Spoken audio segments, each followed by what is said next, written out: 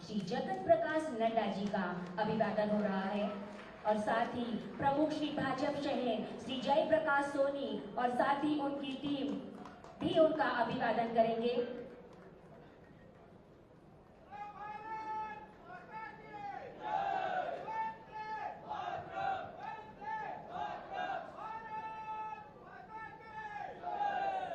जोरदार तालियों के साथ उनका अभिवादन करेंगे।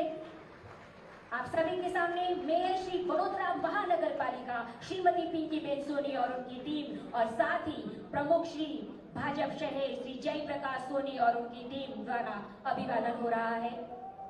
बहुत बहुत शुक्रिया। आदरणीय श्री जगत प्रकाश नड्डा जी, उनका अभिवादन।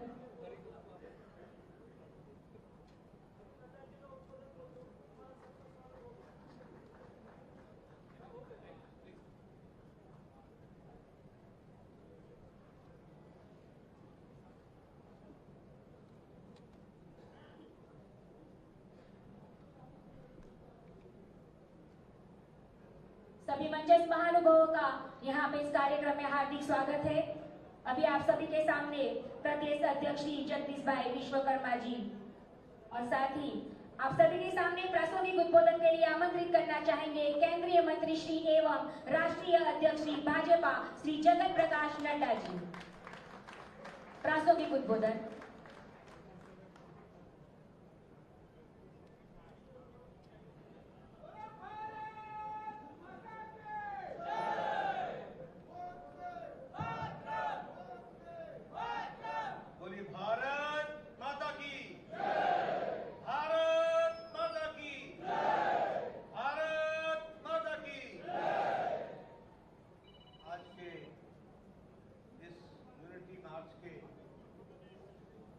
के कार्यक्रम में मंच पर उपस्थित हमारे इस कार्यक्रम के सूत्रधार और भारत सरकार में मंत्री, मेरे वरिष्ठ सहयोगी, मेरे मित्र सम्मानीय मनसुख भाई मंडाविया जी, हमारे यहाँ के जुझारू अध्यक्ष श्री जगदीश विश्वकर्मा जी,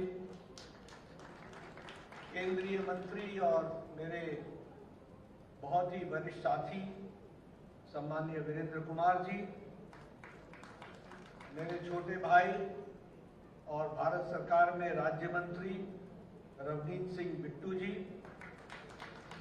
हमारे यहाँ के बहुत ही लोकप्रिय, आप सबके बीच बहुत ही प्रिय सांसद श्री हेमंत जोशी जी, हमारी महापौर बड़ौदा की श्रीमती पिंकीबेन सोनी जी, हमारे बहुत ही वरिष्ठ साथी श्री गोविंद भाई जड़किया जी, हमारे विधायक श्री बालकृष्ण शुक्ला जी और हमारे बड़ौदा महानगर के जुझारू अध्यक्ष जयप्रकाश सोनी जी, यहाँ उपस्थित देश भर के कोने कोने से आए हुए यूनिटी मार्च में जुड़े हुए हमारे नौजवान साथी, बड़ौदा की प्रबुद्ध जनता, माताएं बहनें, बुजुर्ग, मेरे नौजवान साथी और मीडिया के मेरे साथी, प्रिंट मीडिया, इलेक्ट्रॉनिक मीडिया के मेरे साथी, मेरा ये सौभाग्य है कि मुझे आज बड़ौदा के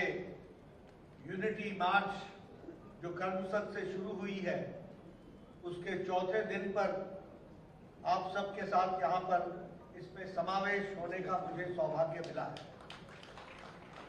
सबसे पहले तो मैं मनसुख भाई मंडाविया जी को बहुत ही और उनकी टीम को बहुत बहुत बधाई देता हूं, जिन्होंने आदरणीय प्रधानमंत्री मोदी जी की कल्पना को साकार करने में, उसको कार्य रूप देने में, उसको धरती पर उतारने में और सरदार साहब की स्मृति को देश भर के युवाओं तक पहुंचाने में आपने जो ये यूनिटी मार्च का कार्यक्रम लिया है, आपकी टीम को और आपको बहुत बहुत धन्यवाद और बधाई और साधुवाद।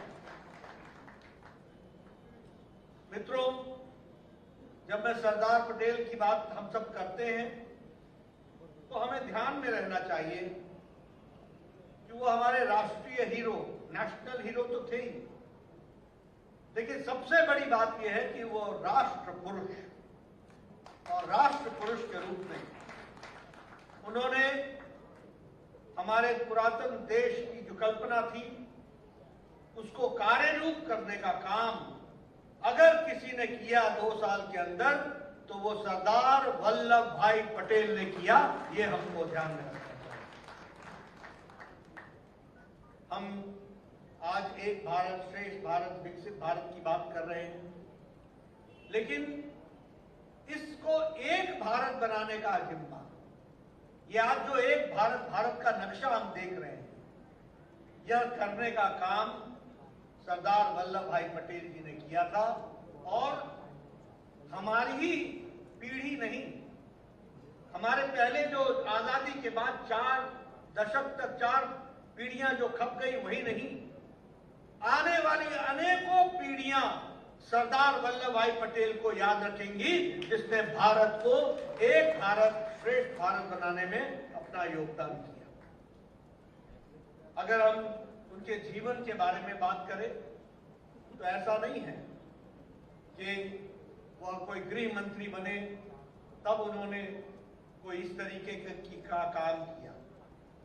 सरदार जी का जीवन सतत सच्चाई की खोज और सच्चाई के साथ साथ देने का काम, यह उनके जीवन का सतत प्रयास रहा। हम सब जानते हैं कि वो अहमदाबाद के बहुत ही प्रतिष्ठित बैरिस्टर थे, वकील थे, बहुत ही प्रतिष्ठित बैरिस्टर थे। उनका नाम था, लंदन में उन्होंने पढ़ाई की थी, अच्छे विद्यार्थी थे और बैरिस्टर के रूप में, वकील के रूप में वो स्थापित थे अहमदाबाद में। लेकिन गांधी जी के आह्वान पर उन्होंने व्यक्तिगत जीवन को छोड़कर राष्ट्र जीवन जीना शुरू किया। इस बात को हमको समझना है, गांधी जी के आह्वान। और हम सबको मालूम है, चाहे वो खेड़ा का सत्याग्रह हो, चाहे वो बारडोली का सत्याग्रह हो, दोनों ही सत्याग्रह और दोनों ही आंदोलन किसानों के ऊपर हो रहे अन्याय, जो उनसे मामला लिया जाता था, जिसको रेवेन्यू कलेक्शन कहते हैं, फसल डूब गई, फसल खराब हो गई, लेकिन उसके बावजूद भी ये हमारे अत्याचारी ब्रिटिशर्स ने मामला को माफ नहीं किया, रेवेन्यू उनसे कलेक्ट करने का प्रयास किया। सरदार पटेल बैरिस्टर होने के बावजूद भी कोर्ट रूम को छोड़ करके अपनी धरती की सुगंध को लेकर के किसानों के साथ खड़े थे और उन्होंने खेड़ा आंदोलन किया। उसके बाद इसी तरीके का अन्याय ब्रिटिशर्स ने उस समय हमारे बारडोली के किसानों के साथ किया, और वो भी जब अत्याचार चल रहा था तो उसमें सरदार पटेल जी ने नेतृत्व संभाला और ब्रिटिशर्स को मुंह की खानी पड़ी। सरदार साहब को सफलता मिली और यह किसानों के नेता के रूप में वो स्थापित हुए। और इसीलिए मैं कहना चाहता हूं, और आप सब ध्यान रखें कि वल्लभ भाई पटेल इन्हीं 2 आंदोलनों के बाद सरदार वल्लभ भाई पटेल कहलाने लगे, सरदार नाम उनके साथ। और उन्होंने फिर अपनी यात्रा, जिसको कहा व्यक्तिगत कोर्ट रूम से निकल करके सामाजिक यात्रा में निकले। अहमदाबाद के वो चेयरमैन बने म्युनिसिपल कॉर्पोरेशन के, पहले वो एक कमेटी के चेयरमैन बने, बाद में वो म्युनिसिपल कॉर्पोरेशन के चेयरमैन बने। और आप देखिए कि ब्रिटिशर्स के राज में जो विक्टोरिया गार्डन था, वहां लोकमान्य तिलक की मूर्ति को स्थापित करने वाला और कोई नहीं था, भारत का लाल सरदार पटेल था। मोदी आज वो अहमदाबाद में तिलक गार्डन के नाम से जाना जाता है, लेकिन पहले वो विक्टोरिया गार्डन था। और उसकी मूर्ति को अनावरण करने के लिए हमारे गांधी जी को बुलाने का काम सरदार पटेल ने किया। इसलिए ऐसा नहीं है, सरदार पटेल का जीवन मेधावी तो था ही था, लेकिन साथ में आजादी की लड़ाई के साथ साथ नए तरीके से देश को जागृत करने का काम सरदार पटेल ने किया। और इसीलिए जब हम उनकी बात करते हैं तो हमें ये हमेशा ध्यान में रखना चाहिए कि किस तरीके से उन्होंने एक शौर्य का, एक हिम्मत का, एक कमिटमेंट का और एक सार्वजनिक जीवन के माध्यम से राष्ट्र को मजबूत करने के लिए उन्होंने अपने आप को समर्पित किया। ये हम सब लोग जानते हैं। उनकी जो लीडरशिप थी वो बोलते कम थे, लेकिन वो एक्स्ट्रा ऑर्डिनरी लीडरशिप थी। वो बोलते कम थे, उनका एक्शन बोलता था, उनका किया हुआ काम बोलता था। इसको भी हमको ध्यान में रखना चाहिए। और जैसा कि अभी मनसुख भाई ने बताया कि 562 राज्यों को उन्होंने एक साल के अंदर, 1.5 साल के अंदर एक धागे में पिरो दिया, एक धागे में पिरो दिया। ये छोटी घटना नहीं है, ये आसान काम नहीं है। आज अगर हम देखें तो कोई एक जिला, एक तो 2 जिले से जोड़ना या तोड़ने में ही कितनी मुशक्कत पड़ती है, ये हम सबको समझ में आता है। 562 राज्यों को, और ऐसा भी नहीं है कि उस समय विरोध नहीं हुआ था। उस समय लोगों ने उनकी बात को सुनने से इनकार नहीं किया होगा, लेकिन सरदार साहब जानते थे कि राष्ट्र के लिए, देश के लिए ये आवश्यक है। इसलिए चाहे प्यार से, चाहे समझा के, नहीं तो सही तरीके से एक्शन करके समझाने का काम सरदार पटेल ने किया। और इसलिए मुझे, अगर आप इतिहास के पन्नों में जाएंगे, मैं नौजवानों से आह्वान करता हूं, आप पढ़िए जरूर कि किस तरीके से सरदार पटेल ने 562 राज्यों को जोड़ा, कईयों को मनाया, कईयों की यूनियन बनी। यूनियन बनने के बाद उन्होंने अपनी बातों को रखने का प्रयास किया। सरदार पटेल ने सबको समझाकर, बुझाकर, दबाकर, जिस तरीके से, हर तरीके से उन्होंने 562 राज्यों को जोड़ा। और ये भी ध्यान में रखना चाहिए कि जब जूनागढ़ और हैदराबाद के निजाम ने नजरें बदली तो वहां मिलिट्री एक्शन करके भी उसको 500 को जोड़ने का था। लेकिन इतिहास में ये भी, आज अगर मैं न कहूं और नौजवानों को न बताऊं तो ये शायद मैं गुस्ताखी करूंगा। एक राज्य जवाहरलाल नेहरू ने कहा इसका फैसला मैं करूं। एक राज्य, और वो राज्य था जम्मू कश्मीर। क्योंकि वो कश्मीरी थे, उन्होंने कहा एक राज्य छोड़ दो, इसका फैसला मैं करूं। और वो फैसला क्या किया? देश की एकता और अखंडता में वो इतना बड़ा नासूर बना, वो इतना बड़ा नासूर बना जिसे हम धारा 370 के नाम से जानते हैं। धारा 370 उन्होंने 562 राज्यों को सरदार पटेल ने इकट्ठा कर लिया, देश में जोड़ लिया, एक्सेशन कर दिया। और सरदार पटेल ने महाराजा हरि सिंह, जो वहां के राजा थे, हिंदू राजा थे, उनसे भी इंस्ट्रूमेंट ऑफ एक्सेशन, जो इंस्ट्रूमेंट ऑफ एक्सेशन जिसमें हस्ताक्षर करने के कारण वह राज्य भारत के यूनियन में विलय हो जाता था, उसमें महाराजा हरि सिंह को मना लिया और महाराजा हरि सिंह ने हस्ताक्षर कर दिया। उसके बावजूद भी जवाहरलाल नेहरू ने धारा 370 का अड़ंगा लगा दिया और एक प्रदेश ऐसा नासूर बन गया जहां अलग झंडा, अलग प्रधानमंत्री और अलग विधानसभा का नियम, यानी भारत का पार्लियामेंट का किया हुआ कानून वहां लागू नहीं होगा। वो लागू तभी होगा जब जम्मू कश्मीर की विधानसभा उसको पारित करती है। यह काम, यह नासूर काम उस समय के प्रधानमंत्री जवाहरलाल नेहरू ने। आज मुझे बताना इसलिए जरूरी पड़ता है, जब हम सरदार को याद करते हैं तो हमको ध्यान में रखना चाहिए कि देश की एकता और अखंडता के लिए काम करने वाले कौन थे और कैसे देश को कमजोर करने का काम हुआ था, यह भी हमको ध्यान में रखना चाहिए। आज आपके साथ मैं चर्चा करना चाहूंगा, ये मोदी जी की इच्छा शक्ति और अमित भाई गृह मंत्री जी की रणनीति, जिसने जो धारा 370 आपने 1950-51 में लगाई थी, वो धारा 370 को धाराशाही करने का काम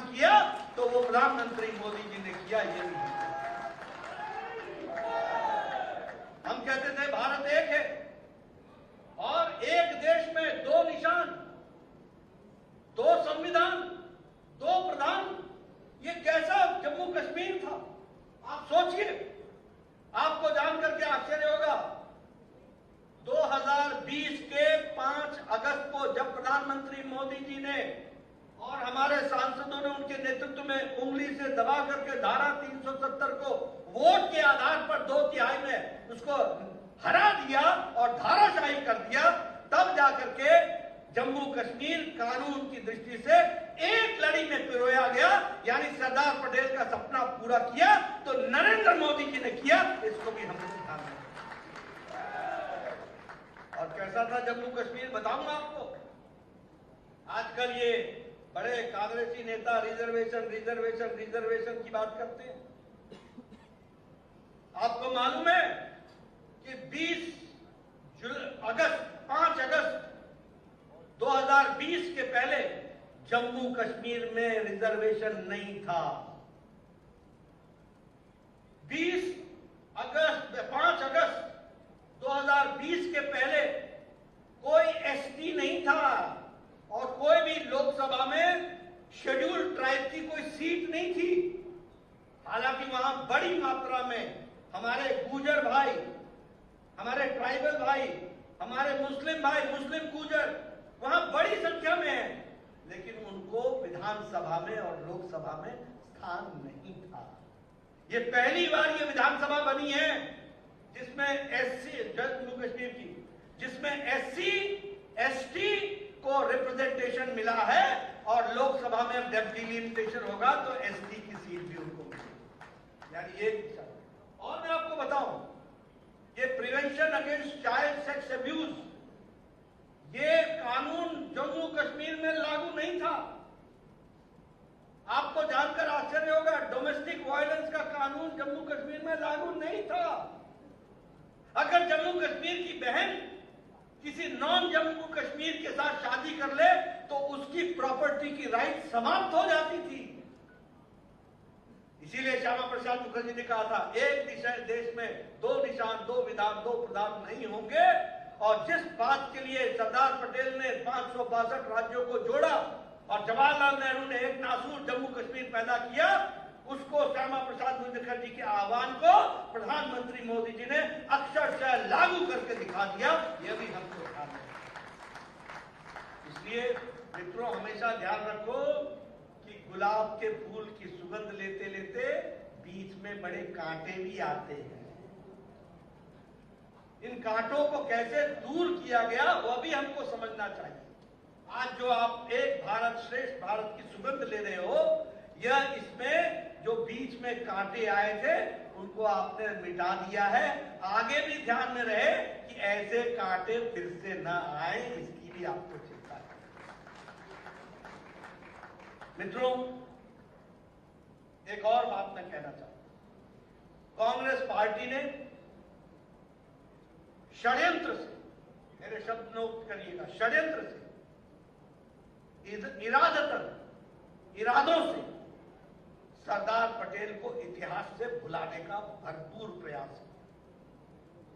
सरदार पटेल का नाम न रहे, सरदार पटेल को याद न किया जाए, ये इनकी सोच थी। मैं नहीं कहना चाहता कि अंतिम संस्कार में सरदार पटेल के, किन लोगों ने सरदार पटेल के अंतिम संस्कार में, जो हमारे उस समय के कांग्रेस के वरिष्ठ नेता था, उनको आने से रोका गया था। कौन लोग थे वो? उसके बावजूद भी डॉक्टर राजेंद्र प्रसाद आए थे, लेकिन ये प्रयास उसी दिन से हो गया था जिस दिन सरदार पटेल ने अंतिम सांस ली। और वो इतिहास के पन्नों में दर्ज न हो, इसका कुत्सित प्रयास, इसका बुरी नीयत का प्रयास कांग्रेस पार्टी ने लंबे समय तक चलाया। ये भी हमको ध्यान रखना चाहिए। सरदार पटेल जी ने अंतिम सांस 1950 में ली। उनका शरीर भगवान को प्यारा हो गया 1950 में। उसके बाद 4 प्रधानमंत्री आए, जवाहरलाल नेहरू, लाल बहादुर शास्त्री, इंदिरा गांधी, राजीव गांधी। 4 प्रधानमंत्री, 4 दशक बीत गए, उनको कभी भी याद नहीं किया गया। 1991 में 40 साल बाद सरदार पटेल को भारत रत्न के साथ उनको सम्मानित किया गया। यह भी और प्रधानमंत्री मोदी जी ने सही मायने में जो सरदार पटेल का कद था, जो सरदार पटेल का कर्तृत्व था, जो सरदार पटेल ने जीवन में भारत देश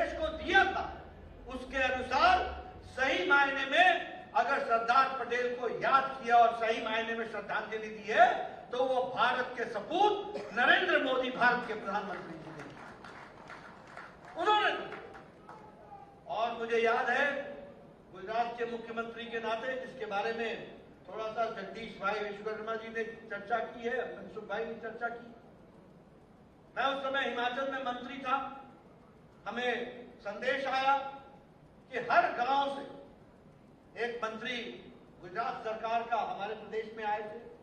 उन्होंने हमें निमंत्रण दिया और हर गांव से, क्योंकि सरदार पटेल किसान नेता थे और उन्होंने किसानों की लड़ाई से उन्होंने जीवन शुरू किया था, वो भारत के सपूत थे। इसलिए सही मायने में श्रद्धांजलि तब होगी जब भारत के हर गांव से देश की मिट्टी लाई जाएगी और स्टैच्यू ऑफ यूनिटी में केवड़िया में डाली जाएगी, इस बात का प्रयास। और इसलिए हर गांव से उस समय मिट्टी लाई गई। हम सब लोगों ने इसमें जुड़े। देश के 140 करोड़ देशवासी जुड़े। सब ने अपने गांव से, अपने पंचायत से मिट्टी भेजी और वह मिट्टी आज केवड़िया में विराजमान है। उसी तरीके से जो मूर्ति बनाई, उस मूर्ति में जो किसान के खेत में चलने वाला हल, उसका जो भालू होता है, या फिर जो कुदाल होती है, या फिर जो खुरपी होती है, जिसको हम रिद्धी बोलते हैं, यहाँ कुछ और बोलते होंगे, जिससे हम मिट्टी को नरम करते हैं, ये सबके लोहे को जो हर घर में था, पुराना लोहा, उसको एकत्र करने का काम नरेंद्र मोदी जी ने लिया अपने हाथ में और वह हमारे लोगों ने करके, और वह इसलिए हर किसान के घर के, उसके किसान के औजार का लोहा और हर गांव का मिट्टी, ये स्टैच्यू ऑफ यूनिटी की नींव के दृष्टि से वह केवड़िया में विराजमान है। इसको भी हमको समझ लेना चाहिए। और सबसे ऊंची मूर्ति, world's tallest statue, 182 metre, 182 metres की मूर्ति सबसे। और आपको मालूम है, ये गुजरात के लोग अच्छे से बताएंगे, आप लोग अच्छे से बताएंगे, उस समय कांग्रेसी क्या बोलते थे, ये तो चुनाव का वो है, कुछ नहीं होगा, सब भूल जाएंगे, सब भूल जाएंगे। कहा था कि नहीं कहा था, बताओ, कहा था कि नहीं कहा था? और जब ये 182 मीटर की मूर्ति लग गई वर्ल्ड टॉलेस्ट, तो कहा ऐसा पैसा क्यों खर्च किया जा रहा है, ये क्यों खर्च किया जा रहा है? मूर्ति बनाने से क्या हो जाएगा? मूर्ति बनाने का क्या होगा? अपने पुरखों का तो हर चौराहे पर लगाने का काम किया। और जब सरदार पटेल की 182 मीटर की मूर्ति लगी तो उत्तर दिया कांग्रेस के लोगों ने, इससे क्या हो जाएगा, क्या बन जाएगा? मित्रों, यह केवड़िया और स्टैच्यू ऑफ यूनिटी सिर्फ मूर्ति नहीं है, ये 140 करोड़ देशवासियों की और भारत के पूरे अभिन्न राज्य की, उसकी एक, जिसे को कहा जाए, वो सिंबल है, जिसको हमको ध्यान में रखना चाहिए। ये उसका प्रतीक। और इसलिए मित्रों, मैं जरूर ये कहना चाहूंगा कि इस यात्रा के माध्यम से जो काम हुए हैं और जिसको बहुत अच्छे तरीके से गंगा प्रवाह, नर्मदा प्रवाह, हमारे यमुना प्रवाह और गोदावरी प्रवाह, इसके माध्यम से, और साबरमती प्रवाह भी हमने जोड़ा है। इन सब के माध्यम से आप सब लोग जो जा रहे हैं और इस यात्रा में अपने अपने को शामिल कर रहे हैं, ये मानना, मैं नौजवानों से कहना चाहूंगा, आप ये मानना, आप इतिहास के पल के आप साक्षी नहीं हो, आप उस घटना के पार्ट एंड पार्सल हो। इस बात को समझिए, ये आपको सौभाग्य मिला है, ये आपका सौभाग्य है कि आज जब हम सरदार पटेल को याद कर रहे हैं उनके 150वें जन्म जयंती पर, तो आपको वो मौका मिला है कि उनके जन्म स्थान करमसद से चल करके आप केवड़िया तक जा रहे हैं और उस यात्रा के आप अभिन्न अंग बन रहे हैं। इसके लिए आपको बहुत बहुत बधाई।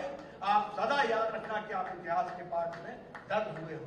इन्हीं शब्दों के साथ मैं पुनः हमारे आयोजकों को, मनसुख भाई को, उनकी टीम को बहुत बहुत बधाई देता हूं और साथ में आप सब लोगों को इस यात्रा को आगे बढ़ाने के लिए अपनी शुभकामनाएं देता हूं। बहुत बहुत धन्यवाद। जय भारत, जय गुजरात, जय सरदार। दोस्तों, आदरणीय श्री जगत प्रकाश नड्डा जी को जय नाद के साथ अभिवादित करेंगे। भारत